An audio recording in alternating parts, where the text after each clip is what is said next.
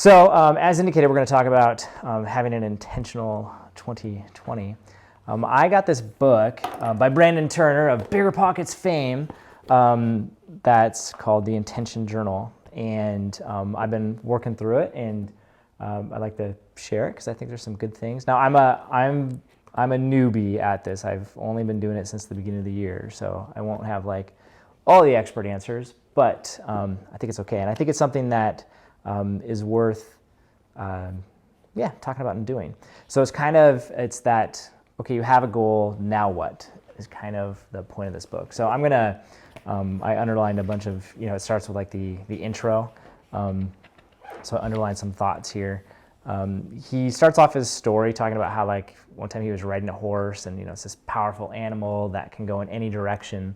And he tells a story about how he just like, the horse got scared and he was just hanging on for dear life and ended up falling off and getting hurt.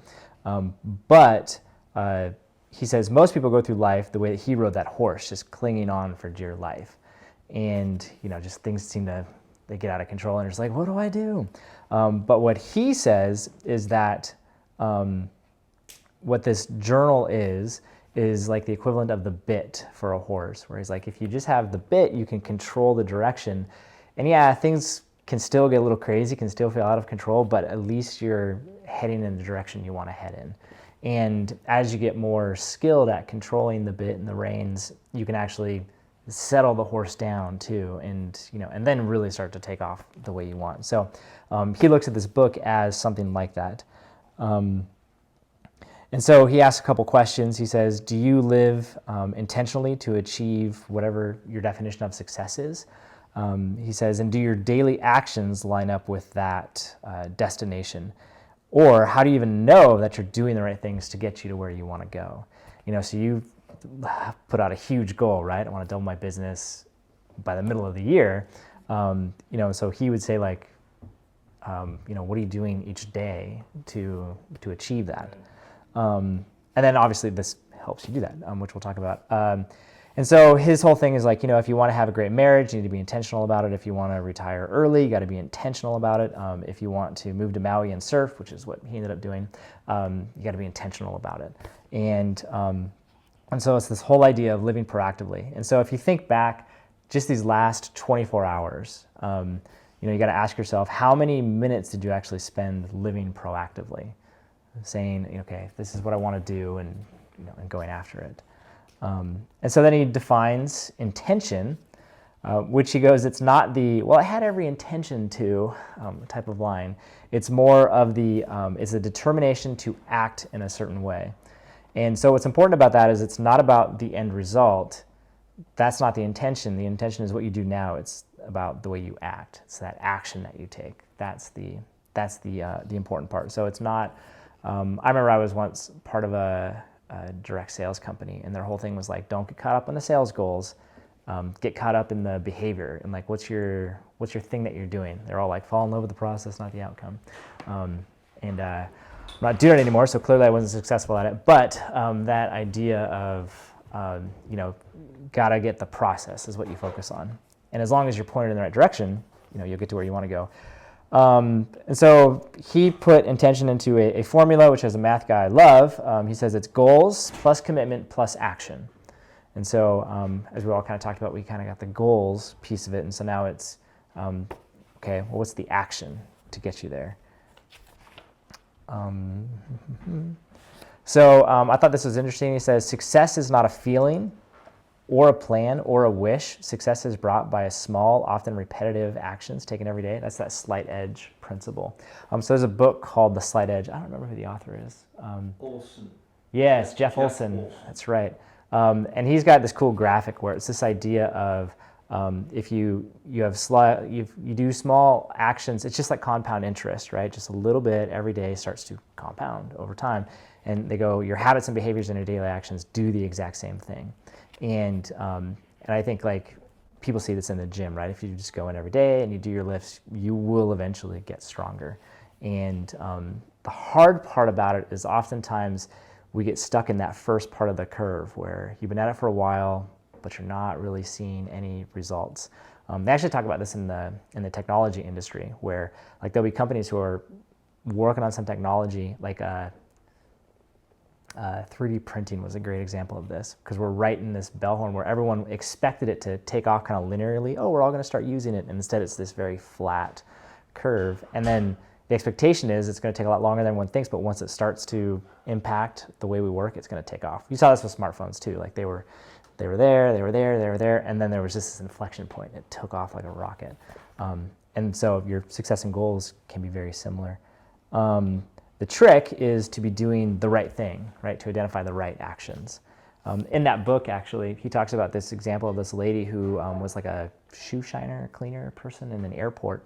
And she read a ton of books. Like she had a whole stack of books and just an avid reader, because that's what she would do when no one was around.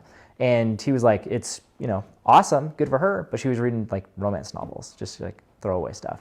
He goes, what would have happened if she had just switched out for just one or two for a business book or some sort of, learning book as opposed to just entertainment? He was like, her life would be on a very different path than where she was at the time. Let's see here. So part of what this does is help you identify those small actions. And he also focuses on 90 days. Because for him, he was like, it's just hard to accurately gauge, okay, here's what I'm actually going to do for an entire year. So they break it into 90 days. I bought this book. It's $40. I'll tell you at the end of 90 days if I think it's worth it. But they do sell a 4-pack, shocker. So you can get the whole year, because that's what the point of it is. Let's see here. So he talks about, he had an obsession. He goes, maybe you can relate to this. As he was building his business, he found himself continually struggling to keep up. Always reacting, always struggling, always playing catch up. His finances suffered, his relationships were rocky, his body was far from ideal. He worked 100 hours a week and felt like he was barely making progress on anything. He had too many goals, too little time, and no clear way to get the life that he wanted. And so that was where he started to be like, okay, well, clearly other people have figured this out, how they do it. And so this book is the result of all of his research. Let's see here. He says that this book, it combines the best practices of top performers. It's a way to create and track your high-level 90-day goals, establish weekly objectives needed to stay on track, define your most important next steps for each objective, and give you the space for an end of the day or end of the week reflection on your progress, and then finally help you build some positive habits, and much, much more. Much, much more. He's a salesman. So there are, I think this is where I want to start handing things out, because then he goes into how it actually works. Okay, let me make sure I get this right, because I'm going to say, I think I'm going to tell you to take 4 pages and then pass it along. Assuming I do that right. So what you should have is 2 pages that are blank and then 2 that are already filled in. That's what you should have. So and it should work where you just take the top 4 and keep going. Should work. We'll see. So there's, I tried to set these up. It's printed wonky, but it's on purpose. So the idea is there's a weekly and a daily. And so we're going to start off on the weekly. So it'll say sample weekly left, sample weekly right. And so you can lay them next to each other, because that's kind of how it's designed to see them together. And then on the other side is sample daily page, left and right. You will have to flip the pages. I wasn't quite that smart to get it so you can flip them independently. It's more like a book flip as opposed to, anyways. Copyright permission, I'm sure. Oh yeah, totally. Yeah, I think.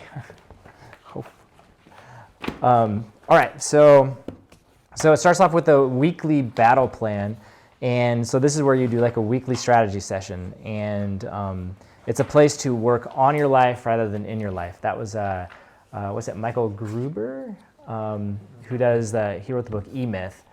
His whole thing is like you need to spend time to work on your business, not just in your business, and that's where most people get in trouble. They just keep running, and never go, where am I running to?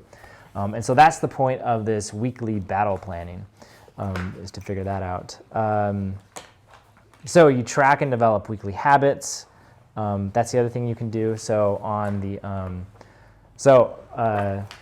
let's see here. So if we go down the left page for the weekly plan, It starts off with saying, okay, what's the week? And then you have your goal, and he breaks that down. All right, what's your goal for 90 days? That's the focus. And then why do you want this goal? And then you say, like, okay, this week, here's my objective. And then he wants you to call out, like, what would your roadblocks be that you want to prepare for, and then how you'll overcome those roadblocks. And then the commitment part is saying, okay, now I'm going to work on this goal, whichever day that is.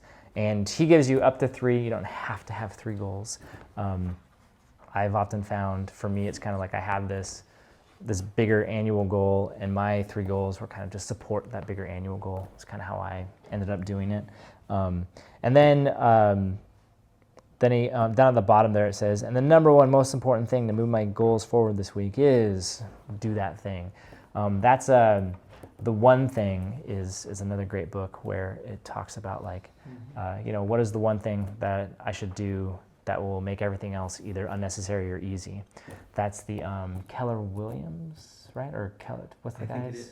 Something. The Keller dude. I forgot his first name.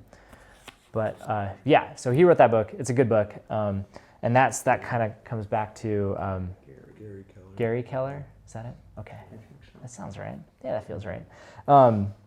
Anyways, that's his whole thing. Like, what is that one thing? And so that's that he's getting. And so Turner's getting to that same idea of, like, okay, great. Like, but what's that one thing that will just make everything easier? On the right-hand page, it's all about that first top part of it is about tracking daily habits. So these are things that, again, I would say, optional, but it's like, what are these things that are good habits to create and develop? So I think these are good examples where it's like, oh, I'm going to exercise, or I'm going to eat 2,000 calories. I'm going to read. I'm going to listen to Bigger Pockets podcast, of course. Analyzing a deal, those kind of things. So that's what that is. And then what we're going to do here is I gave you a blank copy, and we're actually going to fill one out when we get there. This should take about 15 to 30 minutes to complete. I've found that to be pretty true, at least for me. Like, the first time round was definitely like a 30-minute, okay, I really got to think this out. The next weeks have been closer to the 15 because I'm like, okay, now I'm in the mindset. And I find when I'm thinking about it every day, I can then walk into the goal part and go, yeah, okay, I know where I'm at. He does have a page on here that I didn't print off, which is more of a, you do your initial goal setting. Here's what my 90 days are. I don't think there was anything extra. Let me check. Maybe I can find it.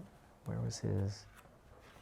Because the very first time I had to, you say what your goal is. I will achieve this goal by, give a date, and then I want to achieve this goal. Like, those are the 3 questions. So it's very similar to what he has there. Okay. So then, what's my place here? So that's the weekly. So if you flip it over, and you got to do like a big page flip. You don't have to, but it'll be obvious when it says left, right. Is the daily action plan. So this is what you fill out every single day. And so this one's, again, you're going to circle at the top. Here's what it is. I actually write the day of the week because I'm like, I don't know what day the 18th was. So that's something that I've done just to make it clear for me. How many hours you've slept, when you wake up, what are some of those daily habit things that are important to you? It even starts off with some here's what I'm grateful for, kind of like an affirmation type of thing. Another great book is The Miracle Morning, which that guy is he's intense. But he's like, oh, I like to wake up 4 hours early to work on my miracle morning. I'm like, oh gosh, no. I know. Well, his whole thing was like, if you have something to wake up for, it's easy. And he went down this whole he didn't say it this way, but it had this very military feel to it, where he's like, you just decide you're not going to be tired, and then you're not. It's like, oh, okay. It's almost a little cult-like. Cool. Yeah, it was kind of a... Anyways, but his whole thing was he had, I think it was 8 things that you would do, which one of them was you're drinking water, which I think he's got here, you're exercising, you're journaling, you're saying affirmations, you're meditating, you're you're writing out your goals. He had all this stuff. And again, it was a similar idea of you're setting your mindset right. One of the big takeaways I really liked from that book, which he kind of does a little bit here, is in The Miracle Morning, he says, when you go to bed, while you're setting your alarm, decide what is the very first thing I'm going to do when I wake up. Like, decide that at night. So he's like, you win the battle for the morning the next night or the previous night.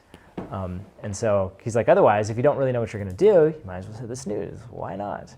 He's like, but if you know, I'm going to wake up, drink some water, and journal or something. He goes, okay, that's what you do. I've taken that a step farther of saying, like, okay, I get my stuff set out in the morning. Where it's like I get my running shoes. It's when I wake up in the morning, I'll start off with a Bible study and then journaling. And we keep our house pretty cold, so I actually have a blanket. So I'm like, I get that and I put it at the chair, so I can I'm not looking for it. I'm just ready to bundle up and start reading. So that's Miracle Morning. But here's kind of the daily. So part of what I've integrated into my morning now is like, okay, I do those things and now I do this. You rewrite your goals, which he admits in the book. He goes, I know, it sounds like a lot of writing your goals, but repetition's key, right? It keeps it at the forefront of your mind. Like, what are these goals? And then you rewrite your weekly objective, and then your MINS, which it stands for your most important next step, is the thing. So what is that thing I'm going to do today? And you do that for all three goals. And then he says, I consider today a win if I do whatever. And then this, I haven't actually started using this yet because my goals just, I don't know, they don't do this. But he's got a funnel. And what he's found is that oftentimes one or two of your goals make sense to be tracked by a funnel. It's like, for example, if you're looking to grow your business, he's like, all right, maybe you've got calls made, appointments, sales, and then how much you've done. Like that's, it's a very classic type of goal to have. I don't know, if I'm trying to fill up some storage units, which is a goal of mine right now, it might be, all right, how many calls do I want to have? And then his whole point is, so you're not just tracking that final number, which might be a little difficult. You can track within that funnel, and if you say, okay, here's what my expectations were, and then if you're either falling behind or getting ahead, that's where you know where to tweak. When I was with HP, they called it was they thought of it in terms of like a driver model. Yes, they are very much interested in how much money they're making from people printing, but they were like, we broke our business down to, okay, we need to sell these many printers, and we need people to print this much, and we need this percentage to buy our ink, and we know we're going to charge this much, and that kind of got them to the revenue number. And so then they could look at any one of those four and decide, okay, where do we need to go focus and and shore up the business, which isn't working for them, but that's a cultural problem. So It's a way to identify where you're weak is. Correct. Okay. Yeah. You're talking about growing your business 50%, right? You've backed into, okay, that's a certain number of clients doing X number per job. To get those clients, you've had X number of leads. To get those leads, you've done something, right, to the top of that funnel part. And so you can start to essentially predict. And he's saying do it by week. You're not trying to do it by the entire year, but like, okay, by week, like what would I actually expect to do, or whatever makes sense. So I find that he goes, that's just helpful. And his whole thing is like, it takes it from this big, potentially hard to measure lag measure, really, because you don't know what your revenue is until the end. Like that's the scorekeeping, to, okay, can we get an indication of how we're doing a little bit earlier? Again, I know that was super true for HP, where it was like, if they miss the printer sales, like, oh man, this is going to have an impact on our business for the next 5 years. And so they could very quickly in that quarter be like, okay, we need to do something here, because it has a big impact. So, and then he says, you realize you don't need a miracle to increase your outcome. You can just, focus on some of those other things, and then you can be very specific. I like this. He asked, you can start to ask how questions, right? So how can I get more calls made? How can I get more appointments? How can I get more sales? Like it makes it very actionable, which again is the point of being intentional, right? He then, on this other sheet, and then we'll talk about setting goals, then the time blocking one is kind of interesting. I I've always been pretty good on keeping a calendar, and so usually what I do is I open up my calendar and just start writing down, okay, here's what my calendar says. But I do find it helpful to just, if anything, it makes me look at my calendar each day and say, okay, am I being reasonable in what I've set out? And what I have on my calendars, I've got essentially two. I've got like actual like appointments, things that I'm doing, and then I have, I actually call it a time blocking calendar, which is like, I have a to-do list, and then I move those things from the to-do list to my calendar. So I actually got them scheduled, which I found is helpful for me because my to-do list usually ranges from like 30 to 60 items a day. And I'm like, I know I'm not going to get to them all. And I've started treating it like a tickler file, essentially, which is the, what is it, the Getting Things Done book. He's got this whole system, which is awesome for someone like me. But so I use my to-do list is like, okay, here's things that are on my plate. And then this forces me to prioritize and say, okay, but I can really only do like 4. Like for example, for me, Tuesdays are my meeting days. So I've got a meeting at 8 in the morning, 10 o'clock, 12 o'clock, 1:15, 3:30. And then, yeah, so which I've purposely set it up. So I'm like, yeah, Tuesdays I don't get anything done. That's okay. Because I don't have anything on Monday and I don't have anything on Wednesday. And so for me, that just helps me to be like, all right, yeah, Tuesdays I will get like nothing done. I'm cool with that. But then I've got, for my Wednesdays, I found if I just have a free day, man, Netflix is really compelling. And so I've got to be like, oh, no, that's not what's in my schedule right now. Yeah, so there's the time blocking one, and I try to get it to match my calendar. And I've actually, so I will move stuff around on my calendar too as things come up. And so this has been helpful for me to really look back in the week and be like, all right, how did I do? And what I found was that I was overscheduling myself. Like things were taking twice as long to do as I actually was thinking they would do. And so I've gotten a lot better of being more realistic about how much time I have. It's painful, I'll be honest, because I was like, you know, in my head, I was like, oh, I'm getting so much done. I was like, oh, no, I'm actually not. Time is the most precious thing you have. Yeah. Even more than money. Yes, that is very true. Okay, so then he talks about the 3 big goals, right? So that's the important part. And which again reminds me of the one thing, but he's like the 3 things. Though he does say he does recommend only 1 goal in each category. Category being like your business, your, like he uses business, relationships, your health, those kind of big categories. Yeah, otherwise you're biting off more than you can chew, which I think becomes very obvious very quick when you try to do the time blocking. So one goal per day, per week, or per 90 days? Per category. Okay, so yes, okay, good question. So he would say you have 1 goal for the 90 days per category. So you might have 1 business goal for 90 days. Yeah, but then within that, you've got like a weekly objective. You could call it a weekly goal, I guess. And then each day you've got to, and this is the one thing I'm going to do to meet my weekly goal. Got it. Yeah. And then he goes into my favorite goal setting framework, which is SMART goals. Yes, I'm a smarter goal guy, but that's cool. What is the ER part? Yeah, exciting and recorded. Yeah. Emergency room. Emergency room, could be, yeah. So anyone not familiar with SMART goals? They're the best ever. What? Not All right. familiar with SMART goals. Okay, cool. We'll go through it. So SMART, S, specific. We'll run through them all. SMART, it's specific, measurable, attainable, relevant, time-based. And then exciting, recorded. So what we're doing here is recording, so I guess that's taken care of. So specific is the idea of, I'm trying to figure out how to say it without re-saying the word. Making it so that it's, you're just trying to focus, right? You're not trying to say, I want to be happier. I want to be healthier. Like, yeah, that's cool, but it's a little general. The way I know in business, when they talk about like target markets, they'll talk about like niche it down, right? This idea of add some filters, right? It's not, you don't want to make more money, but maybe you want to make more money with this kind of client in this particular neighborhood, that kind of thing, right? Or It's not like, just I want to lose weight, but I want to lose 20 pounds. That's measurable. Right. too. But it's Yeah. specific. But It's yeah, also specific. Yeah. I would say it's more like, instead of saying I want to be healthy, you would say I want to lose weight. lose weight, right. You're already Correct. specific. Correct. Okay. Yeah. Or like my wife, who's like, I just want to be toned, is what she goes for. So then there's measurable, which follows up, is the, usually the way I go, just, is there a number related to it? How much weight? Yeah, exactly. Yeah, because the idea is, what gets measured gets managed is the idea, and how do you track if you're doing well on it.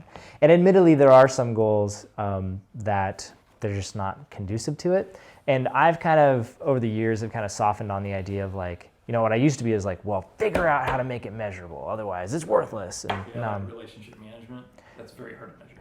right. It's very important. Yes, true. I had one goal one year where I was like, I want to hug more often, and because I just wasn't a hugger, and I was like, I need to become a hugger. Very engineer approach. Yeah. Relationship And so, management. I know, right? And so that was one where I did have a like, how many hugs I want to give each week, that kind of thing. Which, yeah, I learned there's awkward ways to do it and less awkward ways. But that's. Kids will break you in. By the way, the trick is to have a conversation while doing it, not just be like, hey, can I have a hug? Silence. That just doesn't work at all. Just be like, hey, man. Yeah. Anyways, I learned. It was good. It was a good year. You're not a good hugger. I am a good. Yeah, I'm decent. Well, what's fun about it is Taken so. a poll. Sorry, what? Have you Have you taken a poll? So what's fun about this? Could you Can you rate one that? to 5? So I have a blog, and every year I publish what my annual goal is, and so I'll have a bunch of friends who read it because I post it on Facebook, and they'll all be like, "Bring it in," because they all know, which is fun. I had one year where I wanted to work on eye contact. I was just like, I'm just not good at that, and actually. And the reason how I found out that I wasn't good at it was I actually went around to a bunch of my friends and was like, what's something where you think it's weird or I can improve upon or something? And I had more than one person who were like, you're just bad at eye contact. I was like, what? Yeah, exactly. So that was when I had to figure it out. I'm like, how do you even work on that? Like, so I had to look into So it. did And, you find that you enjoyed hugging since you were a non-hugger? yeah, I did. Found it beneficial in your life? Yeah, Okay. I did. Yeah. Well, so clearly I had some sort of desire in there when I set the goal. Okay. So, Okay. Yeah, you I got- was yeah. kind of like, I felt like I was missing something in my Yeah. life already. I was So, like, I think I can. Whew. yeah, yeah, that's fair. That's fair. Another one I had was, You can't have it pressed upon you. I know, no, That's no, like they assault. tried, they That's tried. assault. They tried. yeah, right. It's not like he mutual, can't then it's hug. good. It's not like he can't hug. It's just that Right. he's not the hugging type. Right. That's funny. Yeah, I had another goal that was all about, I learned about different levels of conversation. Like you start off with like the superficial, you're talking about the weather and things. And then you go to like that was like a level 1, and then you have like a level 2, which is talking more about facts about your life. What job do you do? Where'd you go on vacation? That kind of stuff, which, as you notice, is often the opening question. And then, but then there's level 3, which is getting to more like opinions about stuff. And then you start to be a little bit more risky, right? Where maybe you're talking about politics and stuff, where all of us just went, oh, he just said the word. And, and so that's next. And then level 4 is this idea of revealing something about yourself that, about who you are. And so I had one year where I was like, I want to have, I forget, I tried to put a number to it, I don't remember now, but I was like, I want to have more of these level 4 conversations where I'm actually being vulnerable and sharing who I am, which, I forget, I think it was the book Never Eat Alone, where they talked about the idea of like the fastest way to have other people open up and be more vulnerable is to be vulnerable yourself. And so I was like, all right, I can do that. All right, so the next one is attainable. So this is interesting. He says that normally attainable is synonymous with like safe or reasonable. And he tries to go the other direction. Where it's like, okay, what's the thing that like if you stretched yourself, you could barely make, right? And this reminded me of a great Grant Cardone book, the 10X rule, which I always get scared every time I think about it. But his is like, what's your goal? Times 10. And that dude's crazy, but in a good way. Now, if you read the book carefully, what he'll actually say is you set the goal for whatever it is, and then you schedule in the effort to reach 10X that goal. And so that's his whole like thing. So he's like, and because you ask, different questions when you try to do 10 times, right? Like if like your business, you're like, okay, I want to double it by June. He'd be like, okay, what if you wanted to quadruple it or make it 10 times the size by June? He's like, you're going to act differently if that's your goal versus just doubling, right? If you're like, I want to 10x it, you're probably not sticking just to Corvallis, and you're probably making different levels of investment to pay that off. And so that's where Grant Cardone's like, yeah, those are the kind of questions I like to ask, and then we go make those investments, and it pays off big time. So that idea of attainable is, okay, what's that stretch? Obviously, you don't want to be, what does he say? You don't want to make them laughably impossible, but you definitely want to be something. I find it like that's part of that exciting part of the goal, where it's like you start talking about it and you go, oh, okay, yeah, I think I can do this, and you put together a plan to make it happen. You're going to the gym and you're lifting weights every day, and you're kind of lifting about the same amount, give or take. But if you take it up and recognize that in 8 weeks you can increase your weight 1 to 3%, and so every time you need to be pushing it to the max. With your last rep on your reps needs to exhaust you in order to build muscle to get to that, which kind of reminds me of for attainable. Right. Yeah. Message, No, that's where perfect. It's like it's attainable, but you gotta be intentional and stretch yourself to that level. Yeah. I had one year where I went for, I wanted to be able to do 100 push-ups at once, which I think the most I'd ever done before then was like 20. And so, but my whole thing was like, all right, I got 52 weeks. I know I'm already at 20. And so for me, it was like, I think I was like, I can get to 30 reasonably quick, and then it's just 1 a week from there. I think it's how it, does that math work out? No, I don't think so. 2 a week, yeah. I did the math at the time. Did you take the whole year to go? I did, yes. You could have, shortened it quite a bit. Well, what I found with my body type is I usually plateau really quick. Like I'll have a lot of, like for example, like I have a pull-up bar at home. I got to 10 really quick. Like it was just a couple weeks. Like again, like the first week, you're like, I can barely do one because I'm weak. And then I got to 10, and then it was like, took me another month to get to like 13. And I just, for whatever, but that's been my body type. It was super frustrating when I played football in college, because I was like, look at all these guys who are just like increasing their weight. And I'm like, no, I'm not. And I was eating like 6,000 calories a day type of thing, just trying to put on the weight. And it's just not my body type. But that was for that.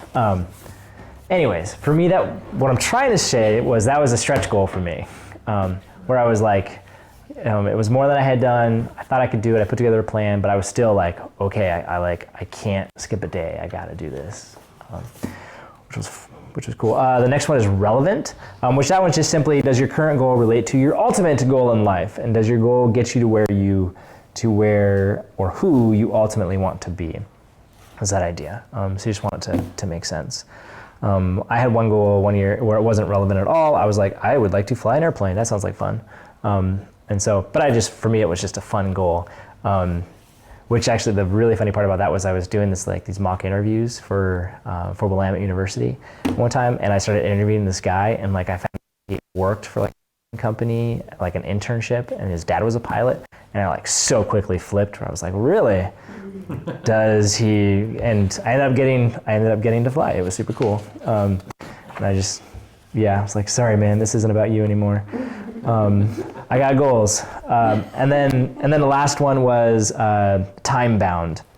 So you got to have a deadline. And this is all set up around 90 days. But he gets like, yes, you may have a 90-day goal, but you may also have a much broader goal, whatever that is. And so, but the important part is just not someday, because I think that falls back into that wish category, but it's like, he does talk about like deadlines are powerful motivators, right? They spur us to action. If you think back to your days at school, you're like, yeah, that due date, it's a thing. Yeah, totally. So that's kind of his intro. So what I'd like to do now is work through some of this with you guys so that you can at least try it out. And so the first one, let's see here, would be the weekly battle planning, when it says week of with a line underneath it.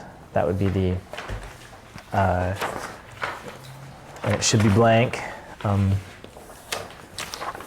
it goes with the sample weekly left page. Is kind of what it is.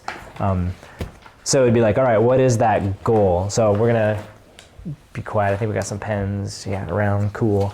So that And are question. these the 90-day goals, these three? Yes, the they three are. Categories, and so it's not the weekly goal, but it's. Well, you'll see that it's. Write it down for the week. Yeah, so that big, okay, yeah, good question. All right, so it says goal number 1. That line is your 90-day goal. Then underneath it, you say, okay, here's why I want it. And then underneath that one, the third line is, and here's my weekly objective goal in service of the big goal. So it kind of cascades down. That's the idea. And I mean, and we've done, like, my wife and I have done stuff where it's like, okay, let's talk about, like, what's our legacy? Like, what do we want to leave behind us? Okay, and then we'll break it down to like, okay, well, where do we see ourselves in 20 years? And then we've talked about, okay, well, about 5 years from now. And then we'll talk about this year and then the weeks, you know. So for us, it's just trying to make sure that it's all aligned. Yeah, when you're talking about SMART, you know, R is for relevance, forever relevant. Yeah. And to me, that would actually be first, which messes up the acronym. But, Yeah, come on, you can't do that. They all have to work at the same time, you know, it's. Yeah, no, I know. It's like, yeah, it's, that process I think That's a good point. is super important. So. Yeah, and I would say like for my wife and I, well, from like the legacy standpoint, it's not super measurable, and we're okay with that. It's just the nature of it. It's just long term. How do we want people to remember us, type of thing. You know, I want to be remembered for. But it spurs everything. Like, Correct, because correct. That is the main thing. Yeah, and then it tends to get smarter as I get closer to, you know, today, in terms of when that goal is set. Right. Yeah. Yeah. So I would say all of you mentioned an annual goal, and so is there a 90-day, goal in there? That's what I would start with your number 1. But it can be just a 90-day goal. Yeah, totally. So mine, my 3 goals. My first one is I want to lose 20 pounds because I enjoyed Christmas a little too much. And so specifically I said I want to see 60 pounds on the scale, 160, geez, that'd be really light, 160 pounds on the scale. And so I said I want to achieve it by 90 days, which put me at 2 pounds a week, which is the stretch goal part of it. Which actually, mathematically, it puts me at 1,500 calories a day. Oh, that's not very much, for the record. I know. Have you had your BMR taken?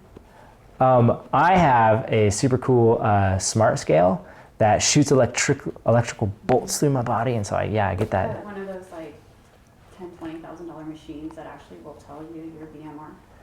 Yeah, so what's cool is this one for a lot less. Will do the same. Yeah. I could show you my. So your base I got a cool BMR app, is but pretty low then. I don't remember off the top of my head. All But right. anyways, Sorry if you don't know. that was my first goal, right? Was to lose. I'm in that zone right now. So.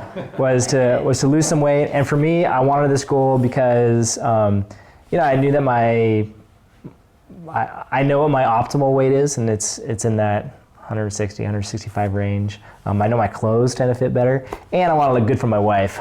That's a big part of it.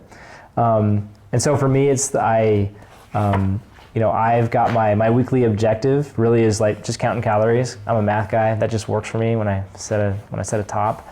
I tend to hit it. And then there's it talks about like the largest roadblock. Oftentimes like Thursday, that's my hard day because I go out to lunch with a friend, and then we have our church does a thing called community groups where we get together and we all have snacks, and then I go out to dinner with a coworker afterwards, and that's the day where I'm like, oh man, if I'm not careful, I get in trouble. After I'm sorry. Yeah, well, what I actually find is so I'll plan out my meals all ahead of time. That's my how will I overcome this roadblock? It's by I pre-count everything and then I just stick with it. So that's like my first goal. My second goal, John, you'll appreciate this one. I got the storage unit that I'm trying to rent out. Cool. I bought it at 50% vacancy. So I'm like, I need to get that higher to 90. And so that's one of my goals. Highly measurable, I guess. You know, it was like, I want this goal. I'm like, well, because my family's income kind of depends on it. And so that's a big one. And so then I've broken it into weekly objectives. All right, here's what I'm doing, which was like setting up all the marketing stuff. And, you know, that was my first week. And at least for me, that's been super helpful to ask that question, like, well, okay, well, what am I going to do? Because I could have very easily just been like, oh, it'll get filled. I got a website. And which was one of my goals, because when I bought it, there was no website, there was nothing.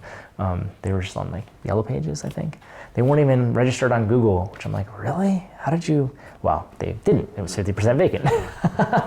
Where is What a find. This is in Lebanon. Yeah. Yeah, which is cool. I'm on I don't know, I'm not at a great rate right now. I'm doing like 1 to 2 people a week in terms of calling it up and moving in, which I'll take, but I'm also like, that's a lot of weeks. I'm in the, you know, so for me, I gave myself 90 days to get it to 90%. That's the industry average. And so, okay, that's where I got to get it to. Late spring, summer, feels, Yeah, which, because that's just when people move, and then that's when they're scrambling to find.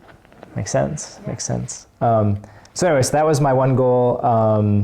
And then for goal number 3, I'm working on a startup right now. And so I had a goal around that. Essentially, it was completing a backlog on a bunch of design work. And so the way that we're currently set up is we've got a couple developers, but they only make what you tell them to make. Weird. And I'm kidding, it's not weird. And so you gotta get ahead of that, right? You gotta decide, okay, what's the roadmap? Where are you headed? And we've done a good job of like, what I would say, like writing the subject line of the project that needs to get done. But one of my goals is to add the fidelity underneath, right? Like, okay, what's the customer problem we're solving? Like, what's our actual appetite in terms of how much effort we're willing to put into this? Okay, let's actually now describe what this thing is in the appropriate level of detail for what we're making. And then I got another section where I'll outline, okay, here are the rabbit holes. Here's these outstanding questions. Where I'm like, I don't know. Or we need to do more research, and this could completely kill the project. Or we go, oh, there's an easy solution. So I was working on one, what is today, Tuesday? I was working on one yesterday, because it was one of my goals. And and it was cool. I was working through the rabbit hole, and I was like, I don't know how we're going to solve this. And someone had an idea where I went, oh, perfect, yes, cool. No longer a rabbit hole, that is part of the solution. We can move forward with this now. And then the other one I'll have is like it's essentially, I call it no-goes, but it's the idea of like limiting the scope down. You know, we're not going to implement this other thing, even though it would be awesome. We're not there yet. So for me, that was one of my other goals. And again, I said I want to do this because it just helps with our roadmap, it helps with decision making, it helps it so that when they're done, they're not sitting around waiting a couple days for me to go, oh yeah, let me plan out the next thing. They're like, they can get going. And I can kind of give them there's certain things where it's like, I don't care, you could do this first or that first. You know, pick one. What were you more interested in? And so now I actually am able to give them options instead of that. So those are my 3 goals for the 90 days. So you've been doing this for 3 weeks, yeah, and I think. what would be your review on it thus far?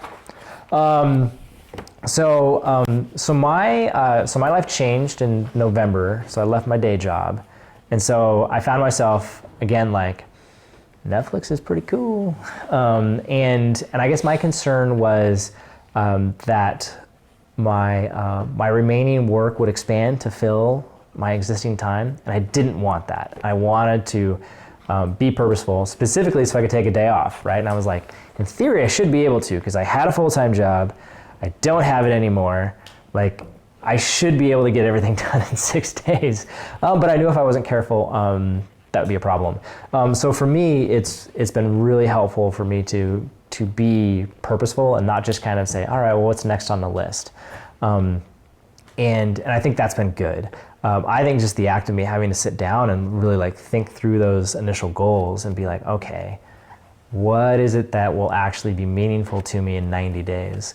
I think there's a lot of times where you just go, oh, just another day, and that takes that feeling away, right? Where you go, oh no, this is an opportunity. I can get stuff done. Now, having said that, I don't fill this out on Saturday. Saturday is the day I've decided when I'm like, no, I'm not going to do anything, and so I don't do this, and that's part of my taking a break. No, I take that back. Sorry, I lied. I don't do the daily thing on Saturday, but that's when I do my weekly thing. I'm kind of like, I'm getting ready for Sunday, because Sunday is kind of my start of the week.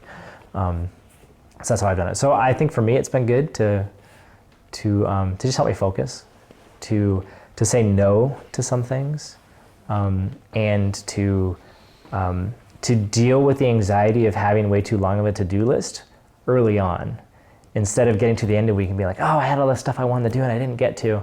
I get to deal with that kind of early on and say, okay, I have all this stuff I want you to do. Okay, what's really important? Because I'm looking at my schedule and this is the only stuff I can fit in. Where do you track your to-do list and how do you categorize it? Yeah, so I use Remember the Milk. It's an app. I would show it to you, but I can't. There's a whole bunch of them. I found for me, I like it. For others, they'll try it and be like, it's either too complicated or not enough. My wife uses just the iOS reminders.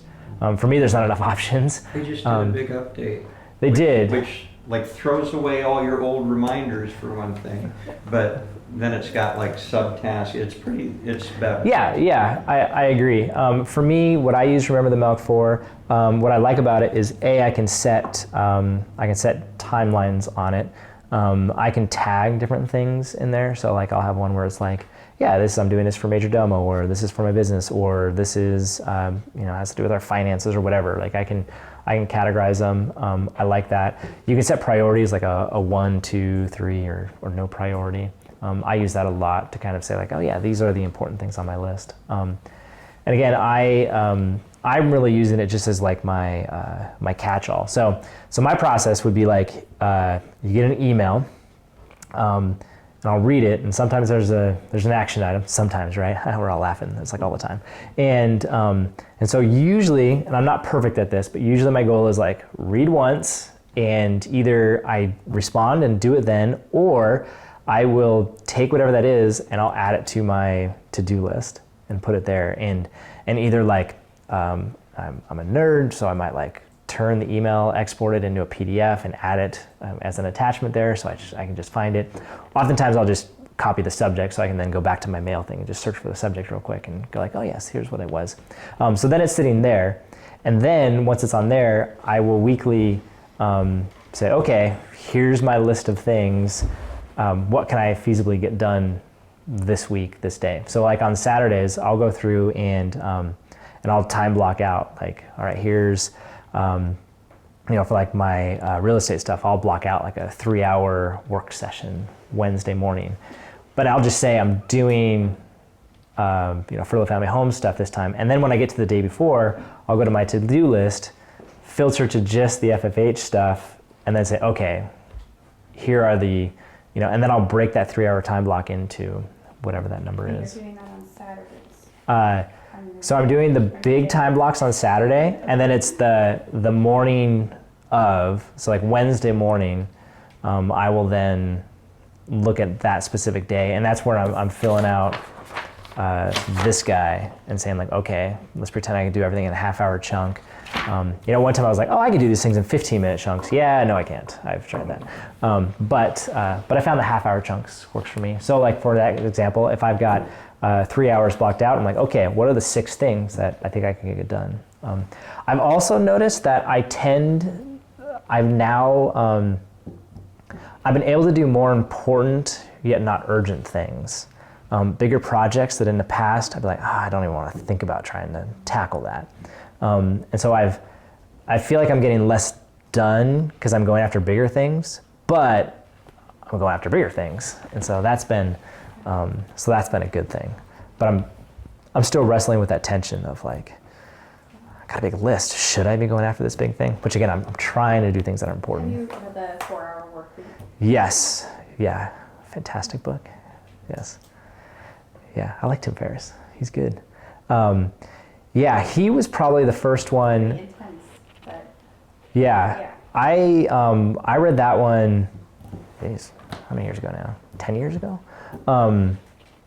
I listened to it as an audiobook while my wife was training for a marathon. My job was to follow her on the bike with the snacks and water, and so I listened to it while she trained, and yeah, I made a lot of changes based on that book. He said you should try doing a media fast, so I was like, all right, I'm doing it, a media fast.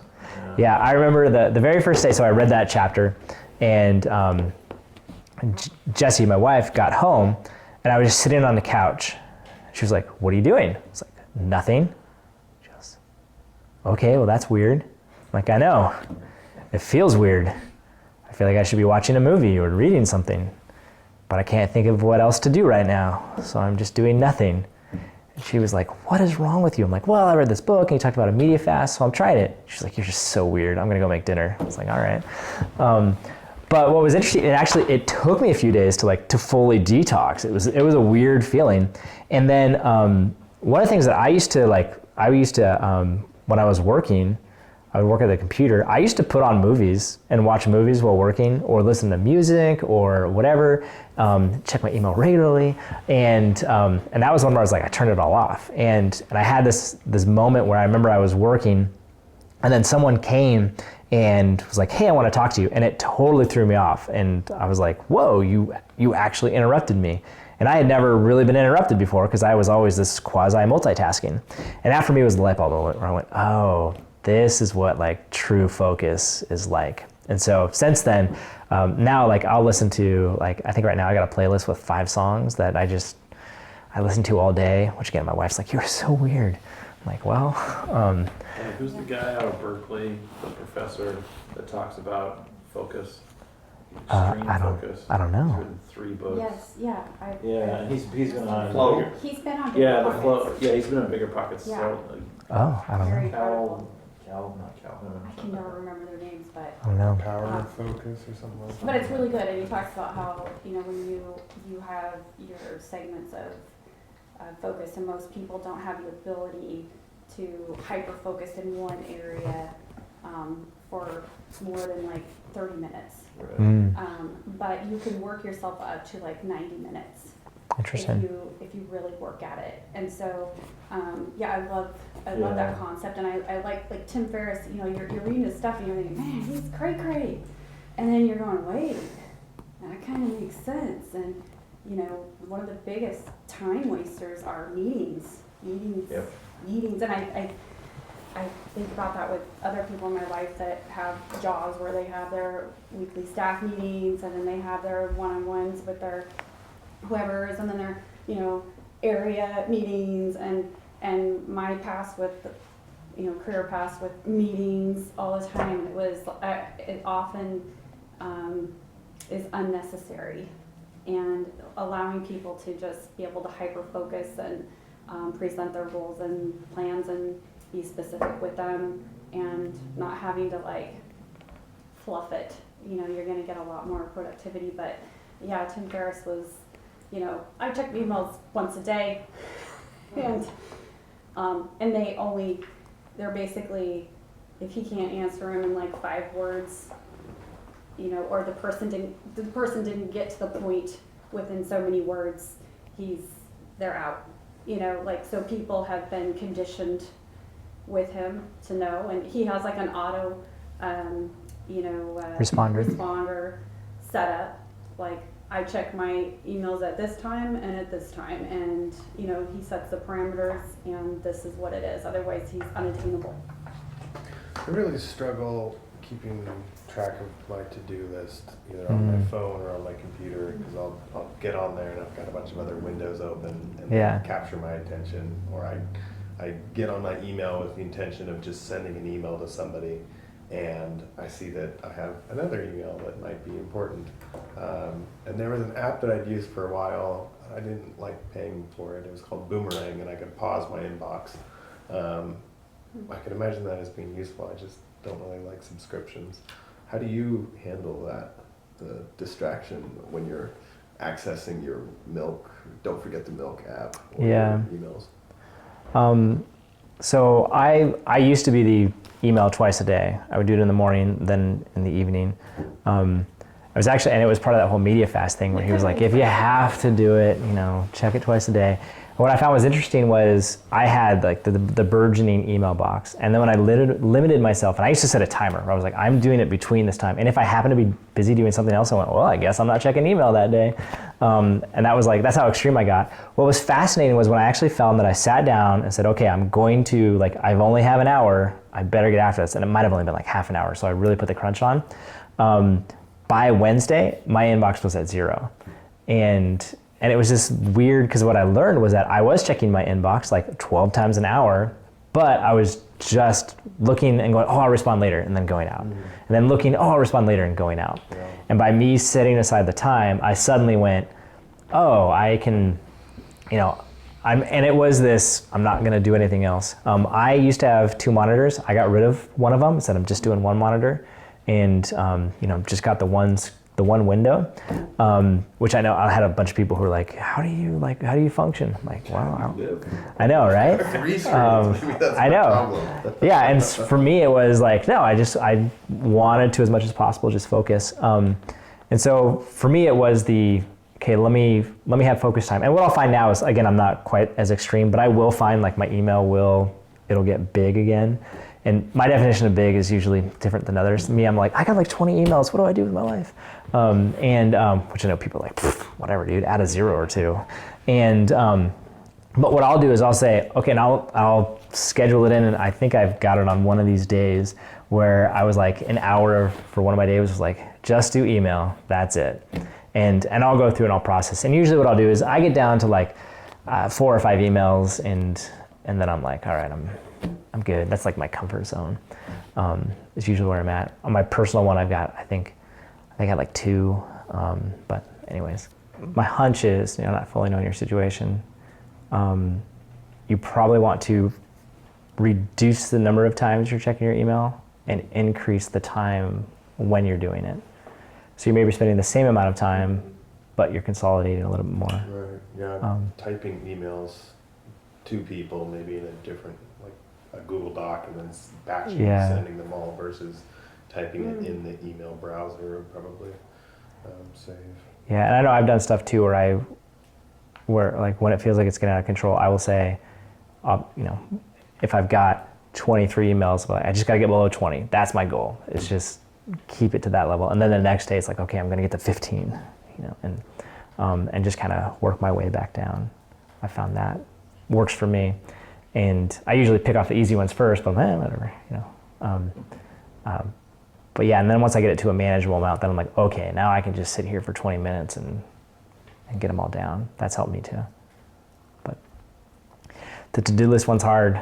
For me, it's like I got a great system. I just have too many items on it, and again, this has helped me just having to decide, like, okay, I clearly can't get to it all. What am I going to, what is it? Defer, delegate, delete, I guess. Help me make those decisions. Virtual assistant. Yeah, that helped too. Do you still use it? I do, yeah. Yeah. Yeah, and I'm regularly pushing the bounds on her number of hours, but it's the nature of it. Yeah, yeah. But so I've let her deal with a lot of the triage type of stuff, which has been helpful. Triage? Yeah, so like when something comes in, what do you do with it? Essentially. Like if someone calls with a maintenance request, I'm not the first one that they talk to anymore. They'll talk to her and she'll figure out, okay, is this an emergency, and is this something James can do, something that we should usually just have Roto-Rooter do, and then kind of go from there. Is this somebody in a different country? Or here in She's based in Sacramento. Yeah, and now, as of their latest rule change, an official LLC, not an individual, since I technically wouldn't have been legal for me to, how does it work? To hire her as a contractor? It's super weird. California changed all the rules on contractors. It's pretty incredible. So we had to that was a big focus in December. It was like, okay, how do we set this up so that we're not breaking any rules and get in trouble? But which thankfully you're in Oregon. If you are an LLC or any sort of registered business, California charges you a minimum of $800 a year for the privilege of doing business in California. Yes, they do. Yeah, which that was her like, so my expenses just went up like for $800. I'm like, And yeah, they want a tax too, which is quite substantial yeah, on the work. fun times. So, but yeah, so that's where she's at. So she can't do anything in person, like she can't give tours and hand off keys. So I'm still doing that, but it's all right. I'm cool with it. Usually I can schedule those things. Yeah, so how are we doing on time? Do you guys want to try any questions? Let's start with that on like setting of the goals, any concerns, the time blocking.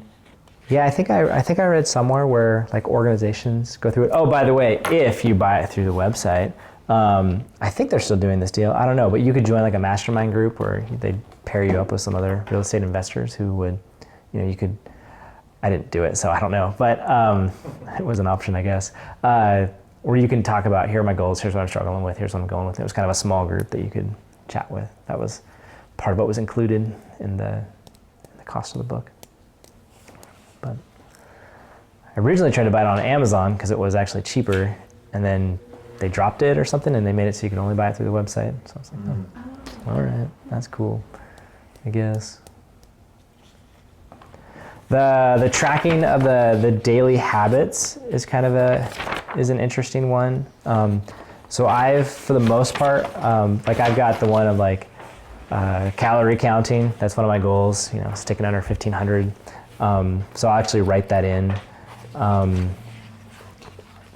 I've done other ones where like I want to run 3 days a week. That's part of that was one of my daily habits, and I didn't put a time on it because I was just like, I figured as long as I got on the treadmill, it's like I'm at least going to do it for 20 minutes, and depending on how good the Netflix show is, I might go longer. There's a theme here. And then my other one that I had was simply like, do I do my Bible study each day? Doing what? A Bible study each day, yeah, just getting in the Word. And so those are the 3 that I did. Again, there's probably a bunch of them. I was trying hard not to just go over the top with a bunch of to-do list stuff each day. And I've got like a 2-hour morning routine that I work through, that this is a part of. And so I guess I am as crazy as the Miracle Morning guy. What time are you up? 6 o'clock. It's not crazy. And then usually, because I'm working from home and stuff, I can take a shower like sometime before noon. I think today I didn't take a shower until like 3 o'clock, but whatever. Just in your sweats that whole time? Shorts, but yeah, pretty much. Yeah. Sweaty shorts. Sweaty shorts. Yeah. Yeah, because I'll wear my workout clothes to bed. So when I get up, all I got to do is put on my shoes. Wow. Yeah, I'm that guy. So that's what I do. And then I just kind of stay in it, just enjoy my own funk. So your first morning goal is already on you. Yeah, well, I found that otherwise, like, It's a physical representation of goal setting. just hard. Yeah, wow. Yeah. Yeah, so that's but why was I talking about that? But anyway, so I had a bunch of morning stuff that I was already doing that I was like, I didn't feel the need to go through and check them all off. But yeah, I think like some of the stuff like reading, I think for some people, no, I want to spend some time reading is a good goal.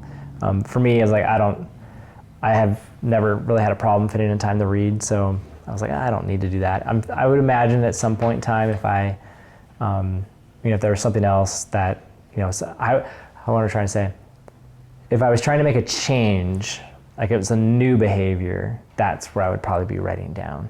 Like for me, it was like eating less. I'm like, okay, I'll do it. I'll write that down. At one point in time, I was running all the time. I was training for a marathon, so I wouldn't have had to write it down then because I had this training plan and was running a ridiculous number of miles each week. But now I'm like, I'm not really running for anything, so okay, I got to write that down. Otherwise, I won't. Trust me, I tried that part. And then he does do the, we didn't really talk about this, there's an evening review and an end of a week review, which is at the bottom of the right pages on each of them. So the weekly review, it's, did I get closer to my goals this week? Yeah, I did it, right? What lessons did I learn this week that will help me next week? I struggle to fill that one in oftentimes. Like, I don't know, what did I learn? But I think it's a good question to ask. The scale to 1 to 10 being the highest, how would you rate this week's productivity? I'm like the harshest score on myself ever, but that's okay. What do you get every week? What have you got so far? Yeah, so I think I gave myself a 4 one week. Let's see, what did I do? Yeah, there was a 4. Whoop, whoop, oh boy. Wow, I'm just flipping way too fast. A 5. I'm harsh. Where's this other one? Yeah, so that's me. But again, part of it's that recognition that that first week that I set out, I put way too much stuff on my plate and just didn't feel like I accomplished it. And so that's where I was like, okay, I gotta, Smart. so that was that feeling. Yeah. I do think this was interesting where it says last week I studied and next week I'll study. It was funny, like I didn't really think about that until I was like, wait, did I study anything? So that's another one that I'm like, and study is kind of a weird one. So like one of them was one week when I was getting the storage stuff all set up, and I was like, okay, how do people market storage units? And so I spent a lot of time reading online and trying to figure that out. And so that was okay, this is what I studied, that kind of stuff. Talks about again, the good habit stuff. Did you take care of your body and mind? Did you take care of your relationships? Did you take enough breaks? That's actually one of the big questions that asked. Did I include enough breaks in my day? Did I make time for myself? Did I get enough sleep? That's another huge one. And then it just asked, did you accomplish your number one most important goal for the week? Yes. And then on the weekly or the daily ones, you do an evening review. And I find these take like 2 to 3 minutes. They're usually pretty quick. It's saying, did you accomplish your goal? Yes. Today was awesome because today I struggled with this. Another, how would you rate your productivity? And I love 1 to 10 scale, so it's awesome. And then it gives you space to say, tomorrow I will, which usually it's like that 1 or 2 things I'm like, oh, I didn't actually get to this. But I will do this. I haven't really used the notes sections yet. I kind of get the sense that that's for anything. In the book, and I didn't include it here, for the weekly planning stuff, it does have a section for you to kind of just journal if you wanted to. It's like, oh, here's what my thoughts were. But I have a really good journal app, so I didn't really feel the need to do that. Yeah, so that's creating attention. So my recommendation would be, don't listen, Brandon, would be to make some copies. Or make your own. It doesn't have to look exactly like this, but I do think that process of spending some intentional time to say, okay, here's my goals, and here's what I'm going to do to accomplish it, and thinking through your actual schedule for that day, for that week, I think is a good practice, and just trying to set aside that time. And at least for me, it's helped me be more realistic, go after some of those bigger, more important, not just chasing after the urgent things. But I'm also not my life's totally under control now, everything's great. No, I still feel like I said, I think it was, did I say this? Last Saturday I was working on it, and I just was I was looking at my to-do list and looking at the week, and it was just I don't have time for everything. And it was just, it was frustrating, honestly, to sit there and be man, there's more to do than I have time to do it. Okay, all right, how do I? And I ended up punting that night because I was I couldn't figure it out. And then came back the next morning, so it was Sunday morning, and it was finally okay, I got some clarity, let's do this. And and I was able to whittle it down and make some decisions. But so I still have those kind of moments. But I find it difficult to follow through on something like this because I get caught up in the whirlwind of all the to-do lists. Yeah. Take the time to actually fill out something like this. How do you manage to when you're overwhelmed with things to do to actually oh, I need to fill out this sheet of paper? Yeah. No, that's good. Well, I know from my personality is I find solace in order and organization. And so when things feel like they're getting out of control, I will I'll often, like you were just talking about, I'll just start writing stuff down. Like even though I have a to-do list, I'm like, I just got to write what are those things on my head. And that in and of itself calms me down and helps me focus. So I was already naturally predisposed to like this. What is your morning like? When you wake up, what are you getting after? A 2-year-old that I Yeah. need to get. And a 1-month-old? And change his diaper and then give him a shower. And Okay. take him to school. And then I show up. Yeah. Would you say you're a morning person or a night person? Probably more night. Okay.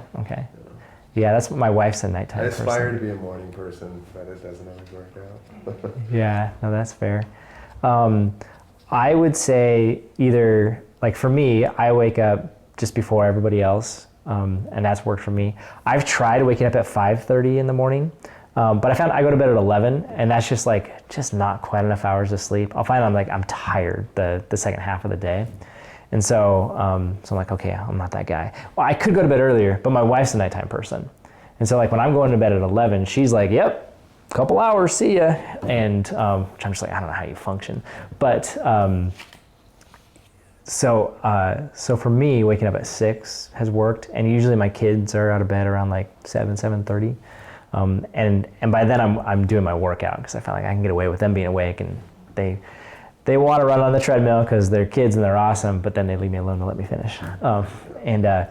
But I could also see in the nighttime where you say, yeah, before I go to bed, I'm going to spend 15 minutes, right? This isn't an hour-long type of thing. It's really just those 15 minutes. And I think if you got in the habit of doing that, of just saying, before I go to bed, I'm going to think through tomorrow, even just for 15 minutes, I think you'll find just that next day will go better.